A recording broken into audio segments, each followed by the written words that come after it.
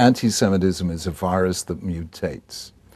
And I begin, with the Hellenistic age, where a lot of people think anti-Semitism began. Actually, I say, although the Greeks and Romans didn't all like the Jews, there was nothing personal. It's exactly like the mafia say when they're about to shoot you. Nothing personal, strictly business. So anti-Semitism, stage one, really got personal with the birth of Christianity and the disappointment of Christians that Jews did not accept one of their own as the Messiah. And that really was personal, because that was a hatred of Jews, not of people in general. The next mutation took place around 1096 with the massacre of Jewish communities in Northern Europe during the First Crusade.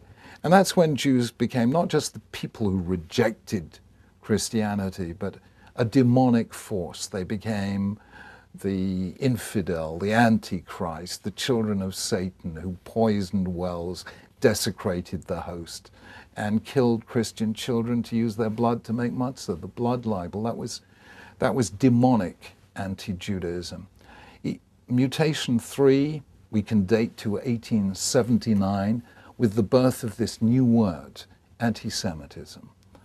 And that was not religious hostility to Judaism, but racial hostility to Jews. And that was serious, because in the end, Christians could work for the conversion of Jews. You can change your religion, but you can't change your race. And therefore, all you could do was to, God forbid, work for the extermination of the Jews. So I'm afraid the Holocaust was already implicit in that word itself. The fourth mutation that we're living through now is demonic anti-Zionism.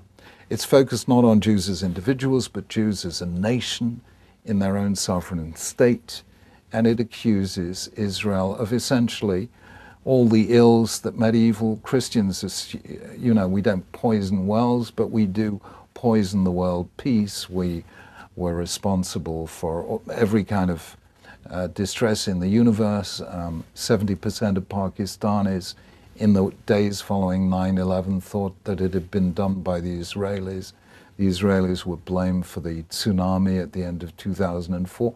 They've been blamed for more or less everything. And since ipso facto, every Jew is a Zionist, then every Jew is a legitimate cause for attack.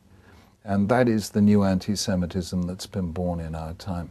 It's every bit as dangerous as the others. But my argument is that Jews must never fight anti-Semitism alone. The victim cannot cure the crime. The hated cannot cure the hate.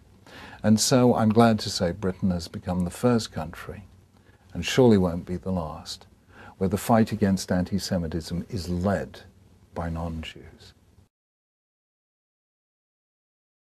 Well, it's led by a parliamentary committee on anti-Semitism, people of all parties who monitor on a regular basis all forms of anti-Semitism.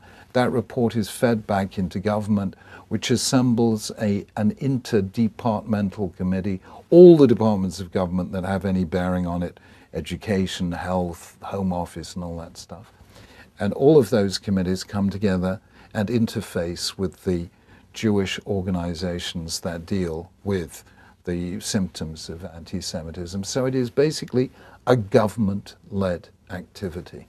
And in 2009, the British Home Office and Foreign Office convened for the first time an international conference of parliamentarians to fight against anti-Semitism. Almost all the participants were not Jewish. And this conference was held and hosted by the British government. The next government to do so has been the Canadian government, which will be doing so this year. And so we've taken this and refused to live by this maxim that we are the people who dwell alone. It is true that we have enemies, but it is also true that we have many very good friends.